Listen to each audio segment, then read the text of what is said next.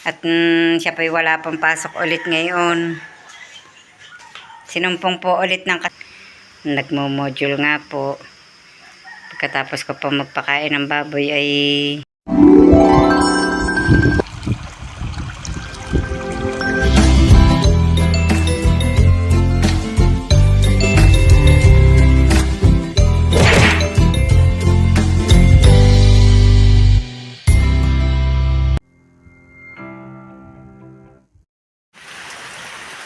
good morning mga kabrasa, panibagong araw at panibagong vlog. Ngayon po ay maulan, kaya hindi po kami umahan sa Cavite. May bagyo po. At ang isa po ay manganganak na si Luwa, ay walang makakatulong si Nanay Los sa pagpapaanak. Ay baka gabi manganak ay hindi po kakayanin ni Nanay Los. Kaya isang linggo muna uli ako dito. Mahirap po pagka nanganak ng gabi, hindi po kakayanin ni Nanay Los, ay malimit pa pong malula. Kaya hindi na muna ako aahon. Ako yung magsasabi muna doon sa aming kontraktor na isang linggong hindi muna ako aahon. At si Nanay Los po ay naruro sa kabila at may dinalalaan po doon. Ayan po ang mga may sahod na namang mga timba. Sayang po naman, baka bigla pong mawala ng tulo. Para may panlinis din sa pigere. Mga kabrasap, si Makoy po ay wala din pasok ngayon, kaya ito pinakantuhan ko ngayon. Itong paglabas ng kusina. At meron po naman isang supot na sa minto. Kaya pinakantuhan ko na ito. Ayan si Makoy.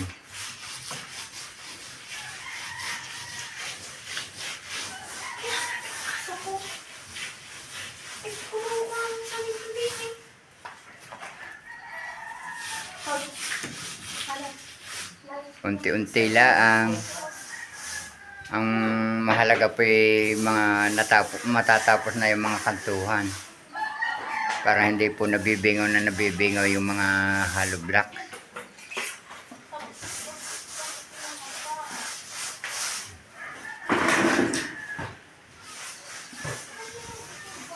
Awa po naman ang Diyos ngayon ni Taylana. Hindi ko lang alam po mamaya, baka pagdating ng gabi baka ulan na naman.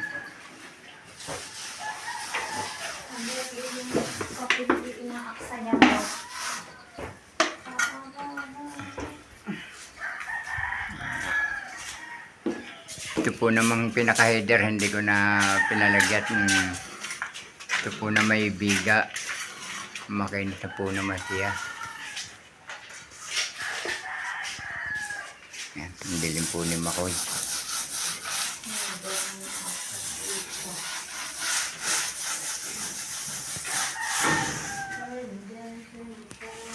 yan po, nagagaya ka na silang magsisipasok. Si Hale, bihis na.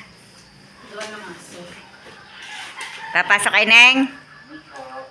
Yan po. Anong sasabihin kay ma'am?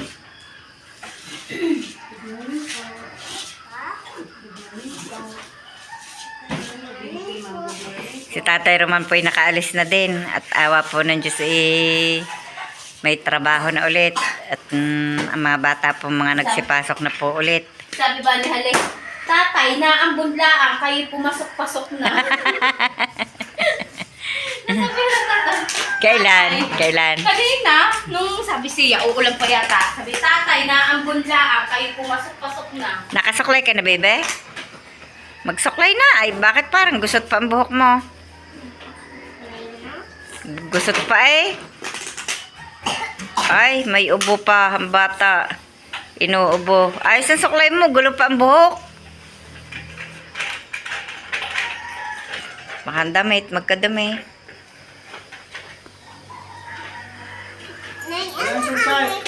Ano ang buto ng popcorn? May buto ba ang popcorn? Opo. Mais na buo yan. Buto daw ng popcorn. No. Halipat! Palitin mo na! Inom mo din ang gamot! Medyo kulimlim pa rin nga ng ano, maulap pa. Yan mo, magkailangan mo na. Basang-basa ang lupa eh. Sa ilang araw na ulan.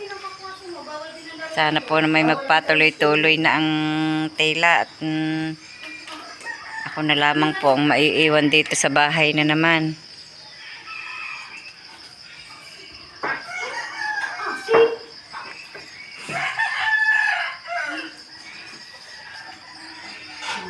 Ngayong ako na lamang po ang naririto sa bahay at sila po ay nakapagpasok na po sa school at sa trabaho. Ako naman po ay mag-iimis-imis ng bahay dito at magwawalis-walis muna. Napakarami po ng kalat. Medyo po madilim dahil ng kulimlim po ang paligid. At dahil po ng dilim pa ng ulan,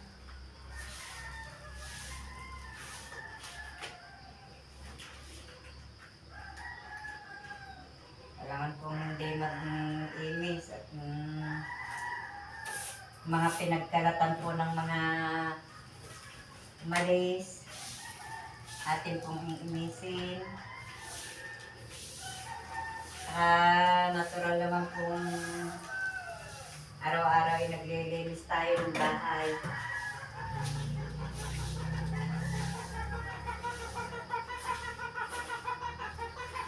Nagwawalis. Ako nga po'y nakaligpit na ng mga gamitan po ng mga pumasok. Yan po ang kanilang mga pinagkainan. Mamaya na lamang po ako mag-a-assist ng mga pinaglutuan. Magpapakain pa po ako ng baboy. Aga pa naman magpakain, maya-maya na.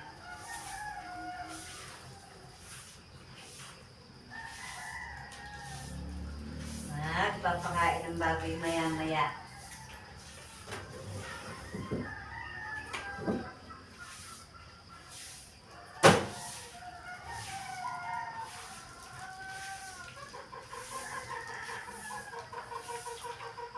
Nagpit po ang ulan. Nakakatakot na po eh. Ilang araw na pong umulan ng umulan.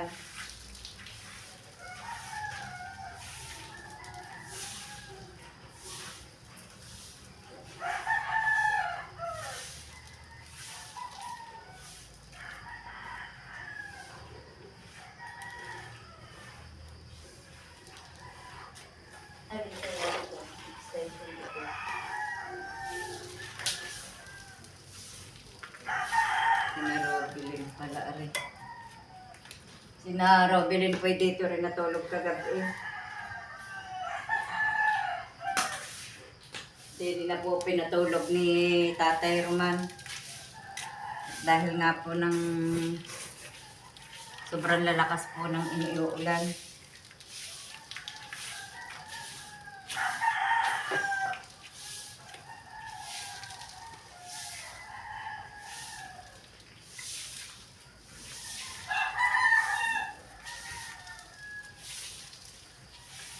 Nakatakot na po ang ulan. Nagkaroon na po ako ng phobia dahil po nung nangyari po din sa aming bahay noon. Akala ko po tela na kanina, pero kanina pa rin pong ulan ng ulan at ang lalakas po ng iniuulan dito. Hindi pa rin po pala titila. Ang mga bata nga po yung mga pinauwi na.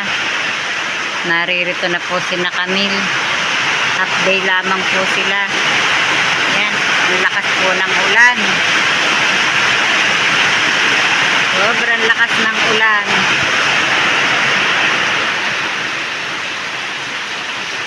po, kailan kaya alis ang bagyo?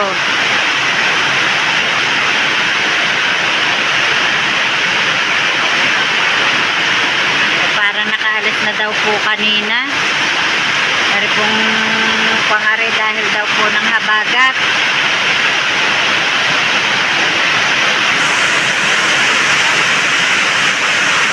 Lakas ng ulan. Ang lakas. Gusto po. Sana po'y tumila na.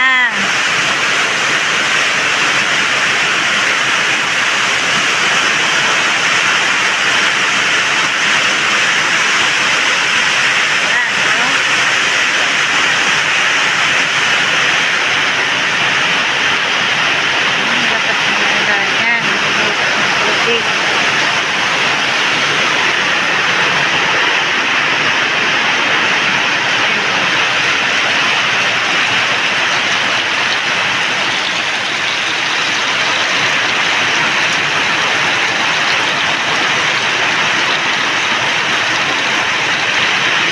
Lalaki ng patak.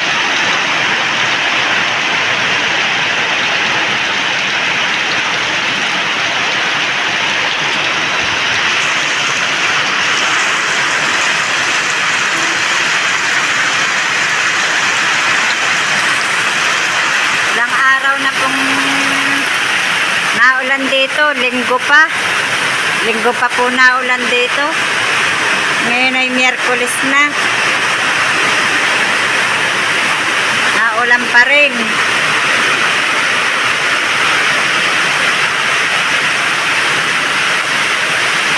Ayan, umagos na naman doon. Ang lakas na naman ng agos. Dadaan.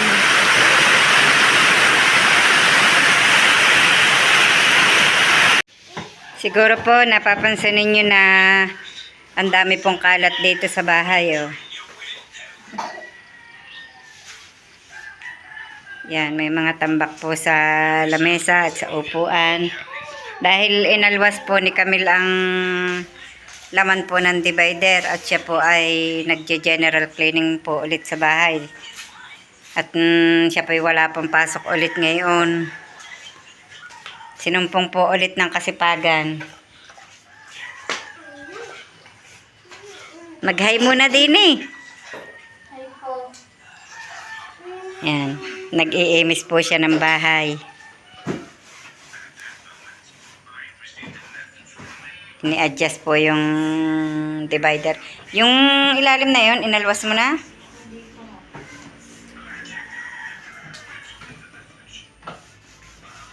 Nawalsan mo na yung likod na yon. May mga pinag-anuhan po ng anay eh. Yung yan, inanay po ang aming divider. Saan dumaan ang anay na yun eh, may flooring na ari. Doon. Yan, pispisan mo yung likod na yun ng kon at may bahay pa ng anay. Sabi ko sa'yo. Ay, doon pala dumaan. Yun, sa may kong yun. Yun ang pasiritan nyo, sabi ko. Wala na tayong pampasirit eh. Naubos ng ating bolilay. Ubos ng tatay. Yan, ako naman po ay nag-uutay maglaba ng amin pong mga kumot. Tagal po nang ipinag-ulan eh, ang mga kumot po eh, ang babantot na. Kaya po nilabahan pati po mga comforter, yung pong sapin sa katre. Yan, ako nga po eh, nagda-dryer pa. Habang ang isa pang bata din eh, yun, naglalaro. At ang ina po nagse-cellphone. Hindi mahilig mga inis sa bahay. Hindi daw mahilig mag-aim sa bahay. Nasaan ba ang sinusuot kong tsinelas at nawala na ang kabiak? Eh, tulungin naman ining ang ate. Nag-iimis, tulungan mo. Naksaya mo na naman yung crayon mo. Kaya kayo nag-aaral magkulay. Napasok na po si Halinan daycare. Anong ginagawa mo? Nagkukulay? Nag-aksaya ng Nag-aaksaya ng papel.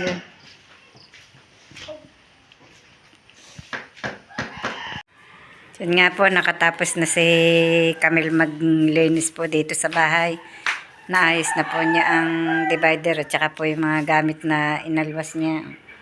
Naibalik na po niya sa kanya pong mga lagayan. Yan, inayos po niya yung mga lagay po dito sa divider. At pati po yung aming ninyo, inilinis po niya. Tsaka po yung aming nasareno. Malinis na po. At ngayon po siya ay magagawa na po ng kanyang module. Naglilinis po lamang siya ng kanyang katawan. At si Robelyn, abala po sa pag susulat po ng kay Hailey Marina, ano yan? Pinipilapan mo? Assessment daw, Assessment. Para po kung sa pinapasukan po ni Halipot-pot. Yan, mag-uumpisa na po si Camille ng pag-module. Pagkatapos pong mag-imis. Ba't hindi mo na magmerienda? Wala may merienda ko. May kape doon eh. Inom ng kape. Wala daw pong may merienda eh. Nice. So nakasaksak ang ilaw na iyon. Sa labas. Sa ang lahat. Sa loob. Aba, lasing ka na hala eh. Uminom ka na ng uminom.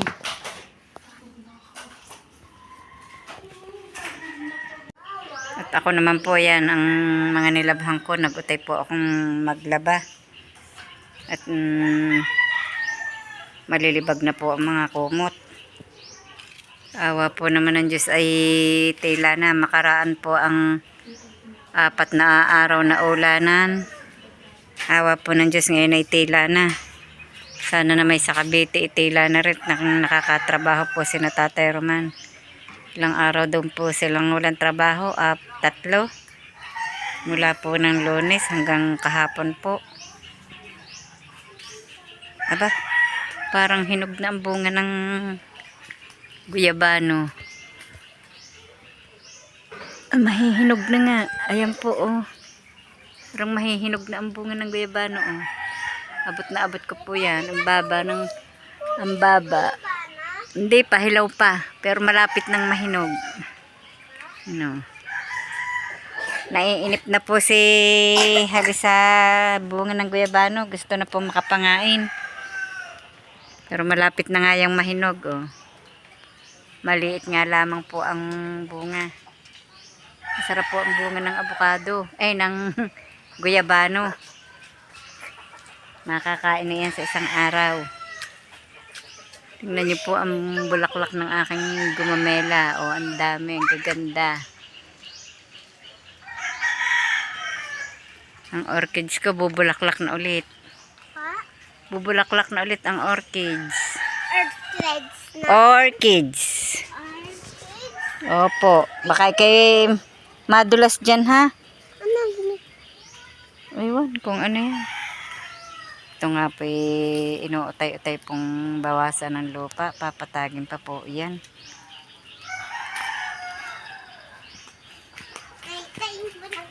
Madulas. Oo, nalanta na ang kasamahan. May natitira pang isa. Bulaklak ng orchids. Na kulay violet. Dini po may bulaklak ayun, kalayo. Yung kamya ko po namulaklak na ulit. Yun yung pong kulay puti na yun. Bulaklak. Yan, aabutin po natin. Ito oh. Yan, yan po ang bulaklak ng kamya. Namumulaklak na po ulit. Kamya. Kamya, mabango po ito. Pamay? Ay, wag na. At may sipong ka eh. Yan, bango ang amoy na amoy. Ang bango ng kamya.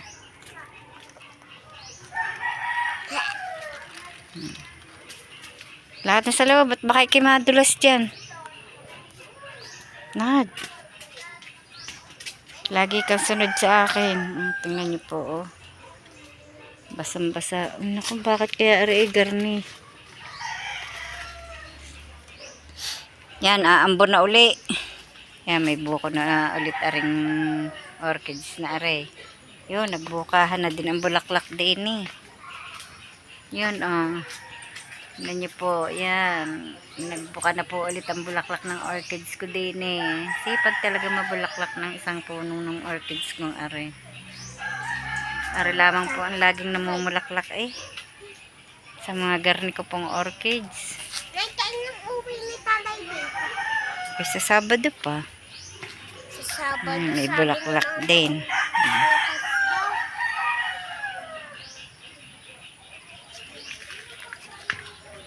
Aba, ang alugbati kay Malaguna. Bati. Nagtanim po ako dito ng alugbati. Alugbati. Alugbati. Ang mga manok doon nag-ungkot. Sabi kayo dyan. Sabi po. Ang kangkong iabot na din eh. Tumaas na. Yan. Tumaas na? Opo, gumapang na po ng mataas ang kangkong. Kangkong. Yan, may bagong suloy ang orchids. Orchids. Ay, ang taas ng kuryente natin. Antena, yan ang wifi. Antena pala ng wifi. Kuryente daw po yung antena ng wifi. Namumulaklak na rin ang spider plant. Yan. Spider plant. May bulaklak na ulit. May Ang spider plant. Mali. Ang aking cactus na maliliit. Ang lalago na ng aking photos. Nay, oh, may itlog din eh. Itlog. Itlog. Wala ha. Ang Ang Parisian shield. Ang lago. Lakad. kulay lang po eh. Hmm? Ano po yun? Laman yun ang halaman. Naman isang Opo. ay, may kulay brown din doon sa lupa. Boto yun ang santol. Ah! May bata. Lakad. Oh, mahulog. Madulas. Ang aking isda. Lango yan ang lango yan.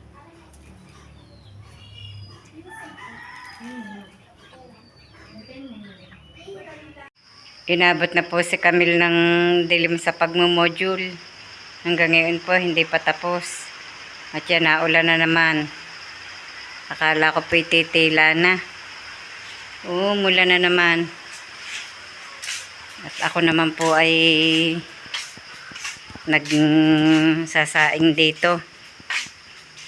Yan, may sinalang na po akong sinaing at hindi po makakapagsaing si Camille at nagmo-module nga po. Pagkatapos ko po magpakain ng baboy ay nagpatuka na rin ng manok at ito nga pagkatapos po ng magpakain ng mga alagang hayop ay nagsaing na. At tingnan nyo naman po ang paligid. Maulap na naman at naulan na naman po. Yung pong papayang hinog na yun hindi po makukuha, mataas. Nawala po ang aking panungkit ng papaya. Ito po nung isang araw nilinisan po ni Tatay Roman, inalas po yung mga damo. Hinawanan po niya. Tanaw na tanaw po ang kabilang barangay. Ang aming kalamansi po nanluluglog ang bunga. Hindi po malaman kung bakit. Siguro po may nakabati. Ba't nanlalaglag? O talaga pong ganyan pag tag-ulan, nanlalaglag po ang bunga ng kalamansi. Ang dami pong nanlaglag. Pinulot ko nga po at sayang. Mabangong yun. May naamay akong mabango. Ang lingas po ng aking gatong. Oh. Ang lingas ng aking gatong. Kaya lang kakonti na po ang aming kahoy. At hindi nga po nakapangahoy si Tatay Roman. Ang amin naman pong gasol kaya po hindi ko po mapakargahan.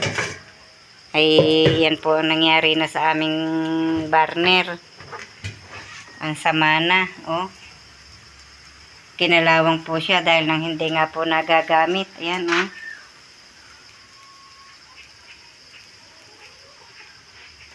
Kundi po bumili na uli ng burner at hindi na po aari yan. Puro kalawang na. Hindi na po maaaring gamitin. Nakakatakot na at baka po biglang makasilab pa. Kaya bago na po bumili ng gasol, magpakarga po sa tangke pag po may burner na. Pag nakabili na.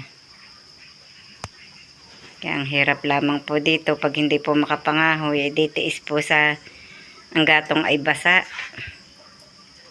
Wala pa nga pong gasol. Bibili pa.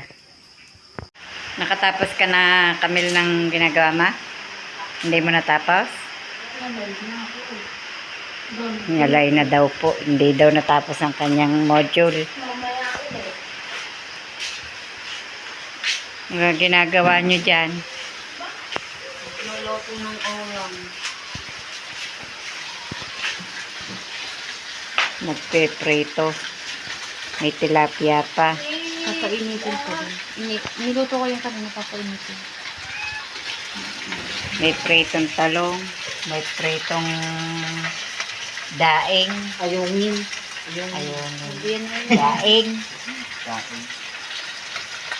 Kulang na lailingasan pati ibabaw eh. Kaya, Yan, bigla yan naman po ang ang ano. aming cook, si Chef Makoy.